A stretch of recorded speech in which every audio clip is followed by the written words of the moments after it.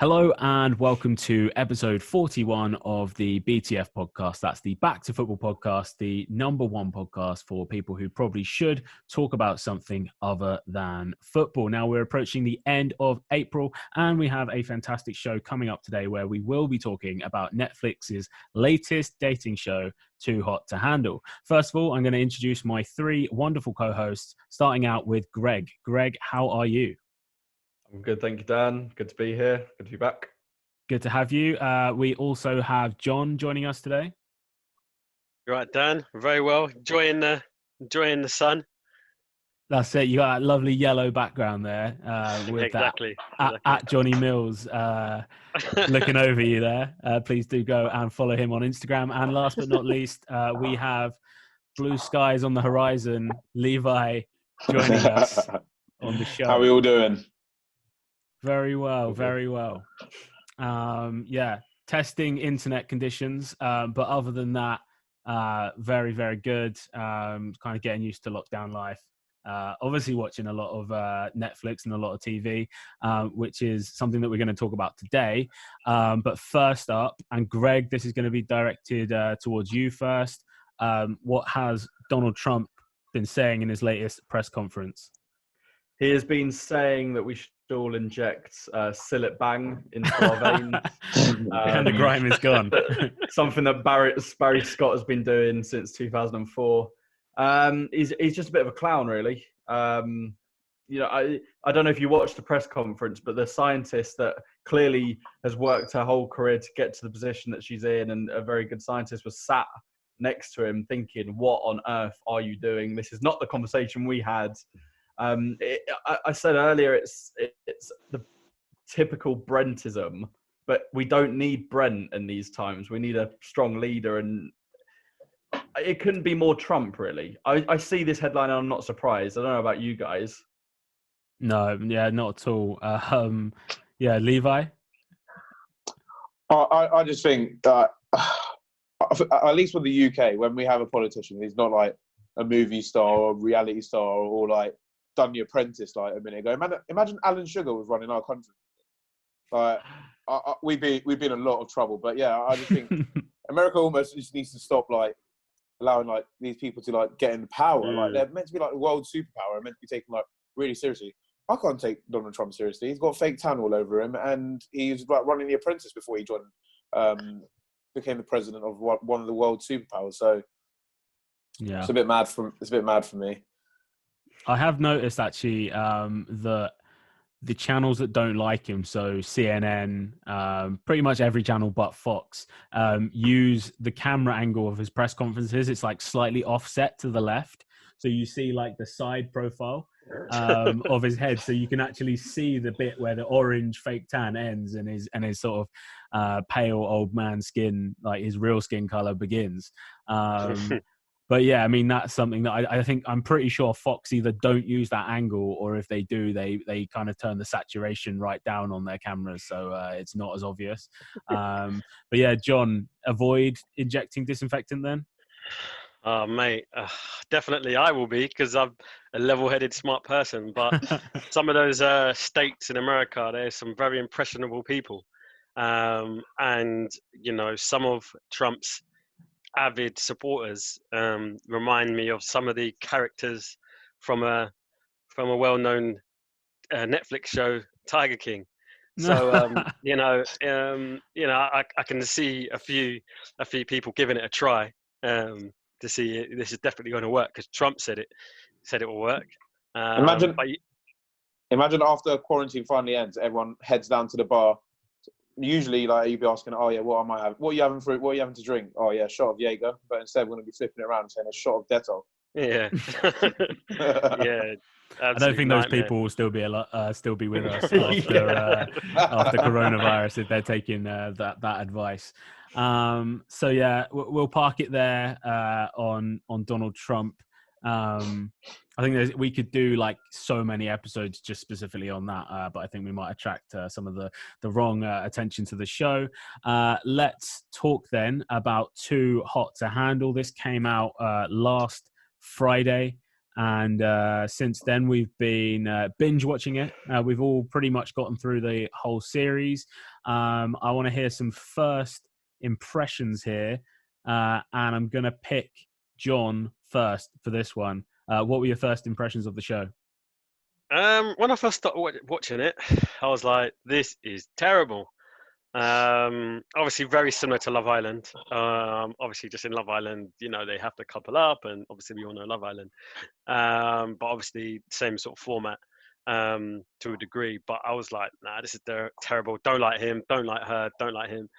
Obviously, by the end, there was a few characters or a few people in the show that grew on me a little bit, and a few stories or journeys that I quite enjoyed. Some certain people's growth and journeys, like Sharon. But overall, it's trash TV. Laughed at some bits, cringed at some bits. But yeah, no, it was all right. It was all right. Killed the time. What else are we going to be watching? Exactly. Yeah. Exactly. Levi, what were your thoughts? I don't really know where to start. Obviously, I flicked it on and I just couldn't stop cringing for the first couple of episodes because I was just like, what am I watching? And I was like, I can't believe they've made a whole TV series about people not having sex for 100 grand. Does not sound hard at all, but obviously, as you find out throughout, as you find out throughout the show, it's just comical. But I obviously eventually got slightly hooked on it and finished all of it within 2 days. Yeah, you were the first to finish. Out of all of us. No, ironically, it's not ironic. This is gonna be so. How many of these are we gonna have throughout the whole show? But yeah, I did find myself again, just like John, really liking some of the people in the show. I really enjoyed Kel's obviously in the show. I just thought his role in it as the infamous accountant was really, really funny. And we all know someone that would be exactly like that if they were in the show as well. Yes, I certainly would be. Yeah, we'll get on to we'll kind of go through a few of the characters in a second. First thing I wanted to bring up actually is opinions and thoughts on that. I don't know if it's just specific to American reality TV, but showing us basically like the whole show ahead of time. So like in that episode 1, there was like a montage that was basically like, this is exactly what's going to happen for the rest of the show. Which I don't know. I'm not a big fan of that. I think I'm quite picky with things like that. I don't actually like to watch a lot of film trailers specifically for that reason. Like I don't like to see things happen before they do. But yeah, I don't know if any of you guys had an aversion to that, or it's just me being super picky. No, I totally agree. I rarely, if I can, I try not to read even the synopsis in films and TV because I feel all of it is to sell this thing, and it ends up, you finish a trailer, especially as you say for Too Hot to Handle, you finish it, it's like, well, I've watched it now. Like, what? You're not going to surprise me with anything. You've shown me everything that happens. Yeah. Well, I quite like it. Like sometimes you wait till, sometimes when you're watching, like even with Love Island and things like that, you wait till you get to the end of the episode and you get excited for the next time, like on Love Island. So like that almost bit where it gets you a bit excited, a bit amped up for the next episode, and you're just ready to watch it. So I quite like it. John? Yeah. I kind of agree with Levi. I like a little bit of a teaser, a little bit of a trailer. Gets you excited. If yeah, God, jumped into that one. Which is not ironic. Oh, God. Yeah, no, I do like a little bit of a yeah. a bit of teaser, bit of teasing going on. Yeah, I mean, what I liken it to is, and this is definitely like GCSE English coming out here, but in Shakespearean times, when you went to see a play, they would have the prologue at the start where they would literally tell the audience exactly what happens in the whole thing, because people just couldn't it was so long, and which is not ironic, that they couldn't follow the entire play as they were actually watching it. So yeah, you kind of get told exactly what's going to happen ahead of time. I'm not a fan of it. But yeah, I think it kind of served its purpose. Levi's left the chat. I don't think anyone working on Too Hot to Handle ever thought that on a podcast it would be compared to Shakespeare. I don't know how you've done that, Dan, but you've managed it. Yeah, we got it in there. So, right, let's talk then about people on the show. Some of your favorites. You mentioned Kells. Let's talk about him first. A London boy. He, like you say, he had his role as the accountant. Was that the right thing to do? Should he have had more fun on the show and got stuck in a little bit more? I would definitely say they probably I've had a few conversations, obviously, with my housemates, but they definitely probably overplayed the role of the accountant just for the sake of the show. But that being said, I definitely see myself, if I was put in the same position, being that accountant type of person. Like, you come there, you've got on the show, having a good time, probably a really nice, like, massive house, and you get to leave with, like, a bit of money. It's not really hard just to be a bit sensible and say, at the end of this, we could all potentially leave with 10 grand, because they end up splitting, obviously, spoiler alert, the whole prize pot. So you can leave with 10 grand if you just don't fuck around, almost. So literally. Yeah, because I mean, yeah, I guess that if you equate it like that, they were all cost 2.5 grand, which is more or less, that's like most of a kiss. A kiss costs 3 grand on the show, to those who haven't watched it yet. But yeah, no, I think so. But also, I don't know, like, he's gone on that TV show. I guess they need a character like that, someone to, because otherwise, if they all just have a fuck it attitude to the money, then you got no money left probably after like day 3. If it was up to Francesca, they'd be all going home. They'd all be paying money. They'd all be paying money at the end of the show. Yeah. You all owe us 50 grand. I mean, I'd still say like Kells had fun. Like, just saying, like, there was a specific scene where I'm sure he probably had a lot of fun, but you know. Yes. So he showed good willpower, though. He did show some good willpower. I'll say he still had fun. I wonder if he's got any regrets now that he's out of the show. John, you mentioned Sharon, who certainly did go on a journey throughout the show. Do you think he and Rhonda make a good couple, for starters? Yeah, I definitely think they make a good couple. They were kind of very tactile from the beginning. The other guy, I've forgotten his name. David. Yeah, David. She kind of had a little thing with David, but that was only because Sharon kind of was like, yeah, I'm not really ready for anything, sort of thing. But after that, that kind of fizzled out with David. And then, you could, they were probably, I would probably say, like, if there was one winner rather than it being split, I think they should have won. Because although they did slip up and kiss and whatever else, quite early doors, it was kind of, they learnt their lesson when there was still quite a lot of money left, and then they kind of stopped. Whereas Francesca and Harry were just like wild rabbits. They just was like consistently breaking the rules. Wasn't it like 35 grand? Like, between them that they'd cost. I think so. Maybe slightly less, because I know Sharon and Rhonda cost 16 grand when they went in the sort of the hideaway thing. So that would take it down to 84. And I think, what did they split in the end? It was like 75. 7.5. Between 10 of them, was it? Yeah.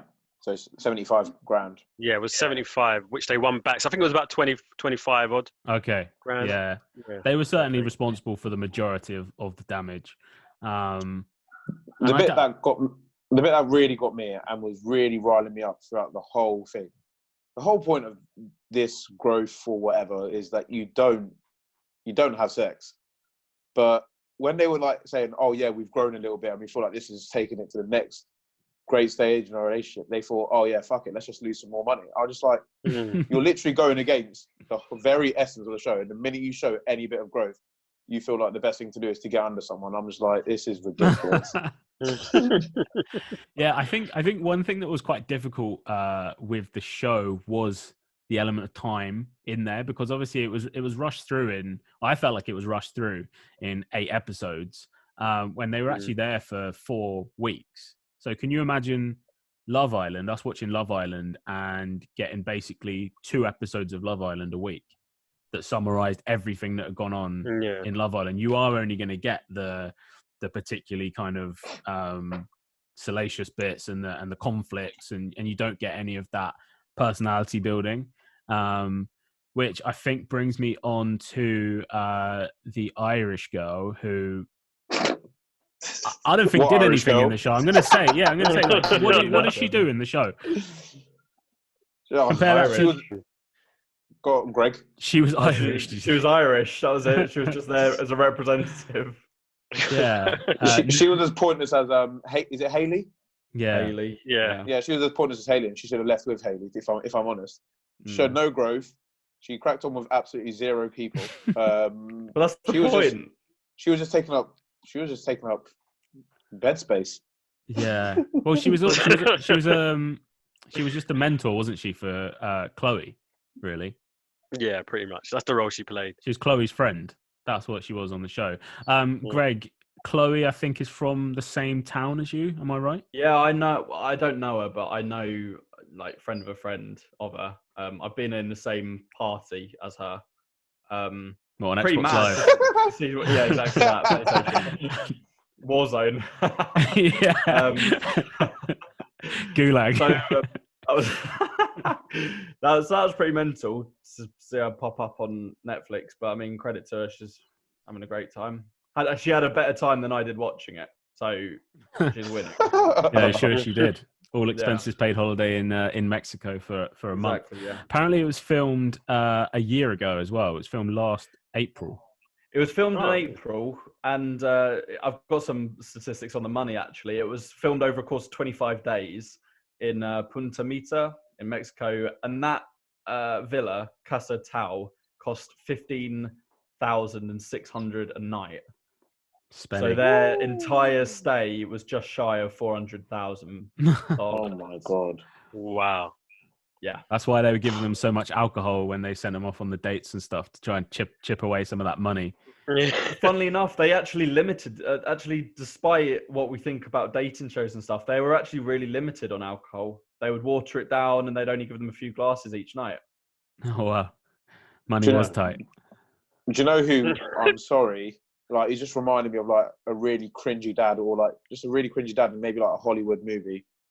Unfortunately, Bryce is just, like, I don't know. He's like let's talk about Bryce. Yeah. Weird. Old man on the outside, trapped, like, and inside him is trapped a really young man. Lives on a boat, which either means he's really rich or really, really poor. Yeah. I can't work out which one it is. Was it? I think it was Hayley that came out with that line, which is actually genius. Like, yeah, lives on a boat, so I can't work out if he's rich or poor. But yeah, I mean, I was unsure about him being in there at all. Like, at times, you kind of look at him and you think, yeah, he does look like someone who belong on one of these shows. And then at other times, just like you say, he's a bit of a dad. But yeah, I think he did all right in the end. He took home 7.5 G's, so can't complain. Not all wrong. And he had the cringiest entrance to a show ever when he stood there and played that keyboard. Yeah. Oh my God. Yeah. Terrible. Absolutely terrible. Sad times for old Bryce. Greg, let's play the game that you've prepared for us. It's appeared before on the show. I'll let you explain what we're going to do, and I'll put my contestant hat on, and you can take it away. Absolutely. So this game is higher or lower. I've been researching the Too Hot to Handle stars and their Instagram.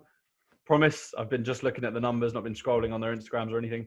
I have been looking at the follower count that they have, and I need you to tell me if the next person the next contestant I name is higher or lower than the previous contestant. Keep an eye on your own scores. I'm never going to remember, so keep an eye on them. And we'll start off with Francesca. So she has 1.9 million. Jeez. 1.9 million followers. And I want you to tell me, is Chloe higher or lower? Lower. Lower. Yeah, I'm going lower as well. Okay, 1 point to everyone. Is lower. She's on 621,000 followers. Next up, Matthew, aka Jesus, higher or lower than Chloe? Lower. Yeah, what was Chloe on? Chloe, 621k. Uh, I'm going to say higher. I think lower. I think lower. Okay, so Dan and Levi lower, John higher. He is in fact lower. He is on 368k. Next up is Haley, higher or lower? Oh. Lower. Higher. Higher. Yeah. I'm not... Sorry, can I take that back? Or is it like one of those games where it's out there, it's out there? Okay, all right, I'm rolling with it. Higher. Wherever John's going for, Haley is lower than Matt. So no 271k. John. Stuck with my guns. Should have done. Okay, and next up, Sharon.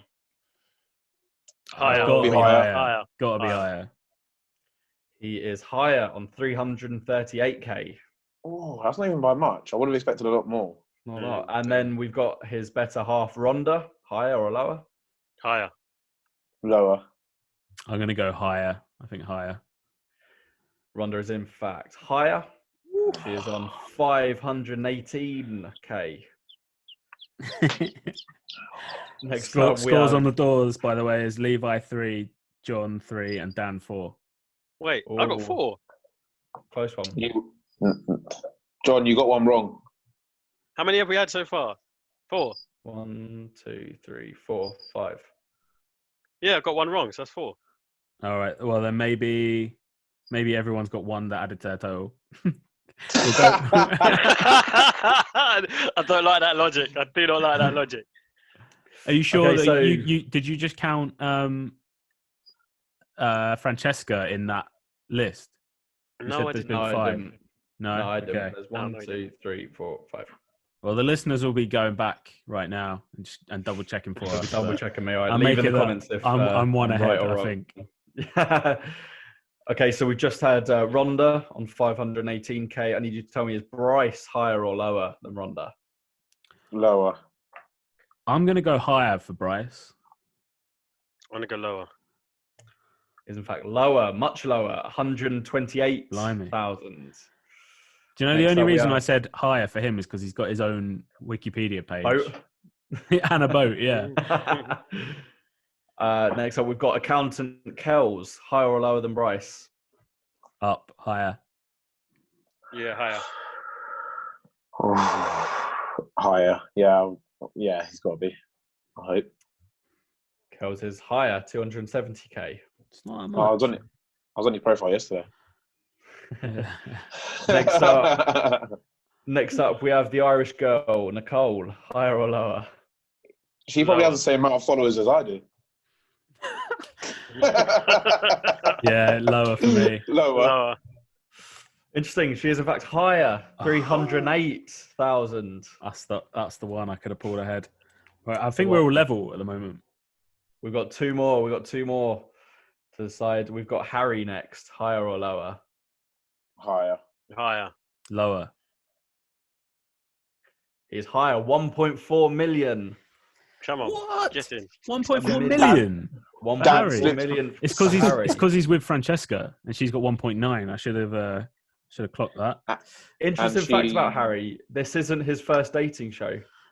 He was on New Zealand's Heartbreak Island, which he actually won $100,000 with his girlfriend. Wow. That's why he didn't care about the money. He had experience as well. He knew how to play the game. So is he Okay, from? final- Is he not Aussie? He's Aussie, but I think Yeah. New Zealand's right next door, so maybe he was free bet. Just 1,000 or just so pop- miles. But yeah. Pop round, yeah, Yeah. pop round, you know. Okay, final one. So Dan, do you want to give us the scores? See I what think. Well, I've got it down as 6 for Levi, 6 for John, and 5 for me. Okay, interesting. So this could be the decider. This one. So I need you to tell me, David, higher or lower? Than 1.4. Oh, lower. 1.4. Yeah, Go on. David's got to be lower. I've got to go lower, but I almost wanted to go different just so that we can have a winner. So we have to have a playoff round, surely. Is much lower, 463k for David. All right. Our sunscreen salesman. I think then I've got unless you've got a tiebreaker, I think I should be able to find one. All right, I've got a good tiebreaker here. So, and you may remember this from the show, but if not, Corey Sampson that came in, the boy from Plymouth, that didn't really come off too well on the show, I thought. How old is Corey Sampson? I'm going to say 22. And Levi? Who's Corey Sampson? The guy that you do know, or you actually... No, I genuinely don't know. Corey, the one that came in towards the end and went on a date with Chloe. All right. Now I remember who he is. How old is he? Yeah. What was John's? 22? Yes. Yeah. Don't worry about John's. Just... All right, John. All right. I'm going to say 20. 20. Okay. So I can reveal that he is 22 years old. So John wins. Well done, John. Justice was done. Justice has been served. But yeah, okay. So final question then on Too Hot to Handle. Is it better or worse than Love Island? It's worse. Much worse. Yeah, Horrible. much worse. Yeah. Yeah. all those weird things they had to do, like run and spear a piece of paper and look at their vajayjays with a I don't know, binoculars or whatever they had, the mirror. You missed that episode, Greg. Oh God, I definitely did. I remember that one. Yeah. With the little mirror and all that. I mean, you would never have anything like that on Love Island. I think that was just comical. Yeah. Okay. All right. Well, that settles it.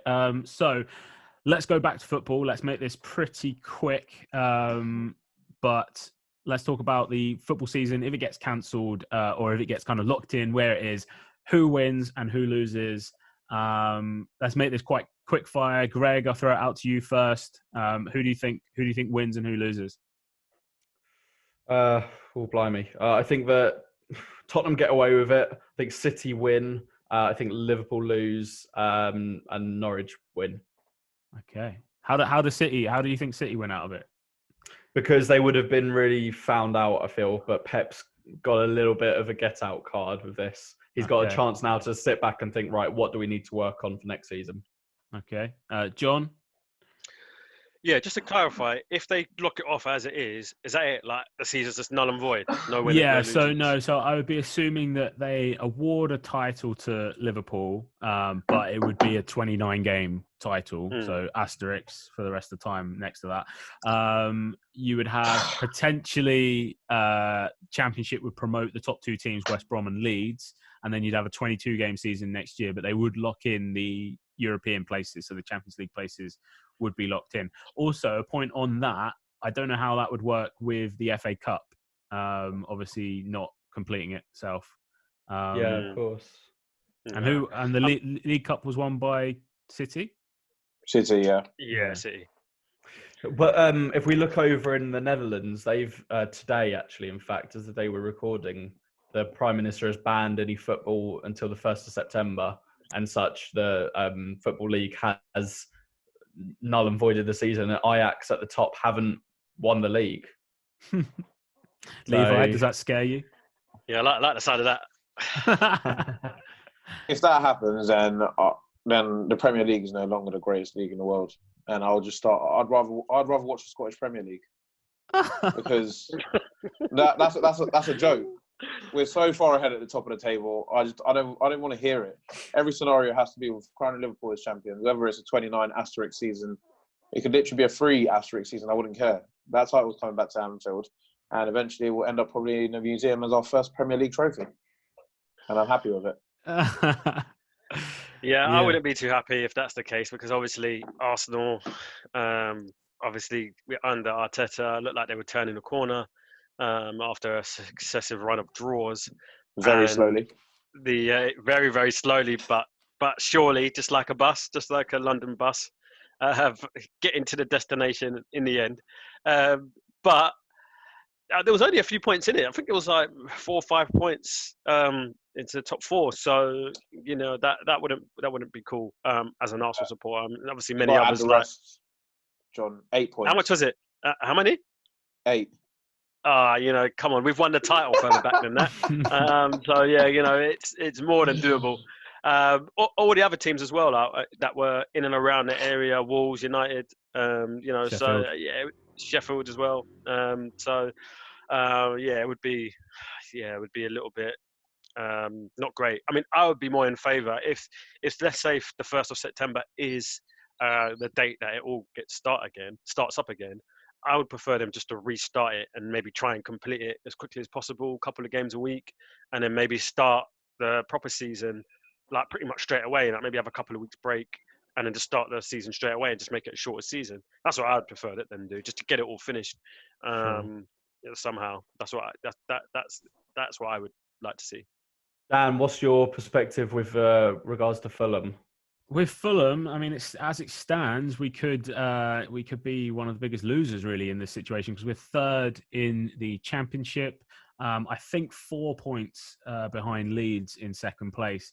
And yeah, obviously, if they were to automatically promote the top 2 teams, I feel like should they do I probably feel like maybe they should do a playoff tournament between those 4 teams, but then what are you doing? Sending up 3 teams and having a 23-team Premier League season? I mean, it's just, what can you do? I think there are going to inevitably be winners and losers from this whole situation.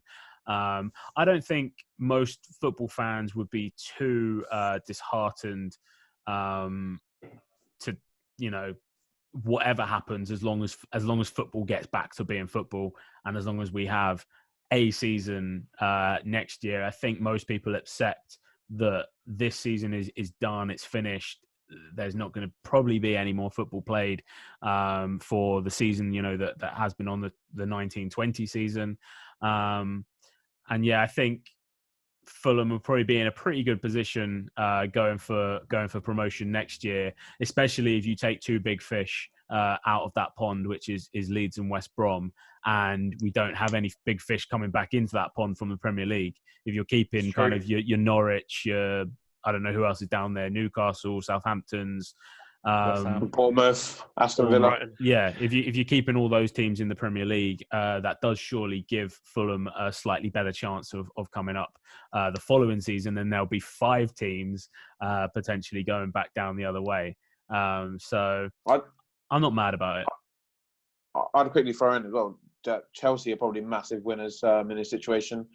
Still obviously being in 4th place, I think it'd be a great start for Frank Lampard to be able to say in his first season with a transfer embargo in between, he's been able to secure Champions League football, which is exactly what Chelsea fans would have wanted, I think, at the beginning of the season. And I'd probably mention that the losers in that situation for staying in that is Manchester United, because they were definitely turning the corner a bit faster than John's Arsenal. And 3 points behind Chelsea in 4th spot. They'd be quite significant losers in that point. And it'd be another season, potentially, obviously, pending Manchester City's transfer ban and Champions League ban. They could be massive losers as well in that situation. So yeah, it'd be interesting to see what happens. But I just don't think, I can't perceivably see a scenario where Liverpool are not crowned champions. Yeah, I think maybe one of my final points here is 3 sort of star players that I think both win and lose from this. I think Messi and Ronaldo at their ages, 34 and 33 or 34, 35. I think slowing down and not playing football at this stage of their career, I don't think that's going to do either of those very good. I mean, I'm sure that they are on crazy fitness regimes and probably look after themselves better than anyone else. But the biology is there. They are not spring chickens, and this won't help them at this stage of their career. I mean, the amount of times you see players retire and then come back out of retirement and say, "Oh, I'm going to do it," and it's never really the same. No one comes out of retirement and smashes it. So I think both of those, and in terms of their long term, their records and their goal scoring, a lot of their goals are scored sort of towards the end of the seasons, when the teams are well oiled, when maybe places have been decided in leagues and stuff like that. The other big star that I want to talk about is Paul Pogba, who I think potentially kind of probably locks in his place as a Man United player through this. One, he's got more time to recover and get back to full fitness, get back into that United starting lineup. And two, he doesn't have a shop window tournament in Euro 2020 where he would potentially have gone out there and been one of the star players for France, attracting potential buyers to him. So by the time football restarts, you're going to probably had about a year of Paul Pogba not playing football at all, making him a very risky investment for any big team out there to sort of drop 100 million on Pogba. So I think Man United probably win there. Pogba maybe loses, but United keep hold of a very important asset for their team. Yeah. I totally agree. Yeah. We are running out of time, so I think we will call it a day on this episode 41 of the BTF podcast. Greg, thank you very much for your up down Instagram followers quiz. I am so sad that I've never ever won a quiz on this podcast, but as always, as always, I was leading. I was out there in the lead, and then just dropped it at the last. John and Levi, thank you very much for joining us today. Thank you very much. Everyone, please do go follow the Instagram handles here as well. Greg Hollands 98, Johnny Mills, and Levi, or Lev. How are you pronouncing that, Levi? Lev MB? Lev MB, yeah. Lev MB. We'll go with that. So yeah, go give those guys a follow on Instagram, and of course hit like and subscribe if you are watching us right now on YouTube. And as ever, thank you for watching, boys. I'll see you guys next week. See you later. Have a good one. All right. Cheers, guys. Bye-bye.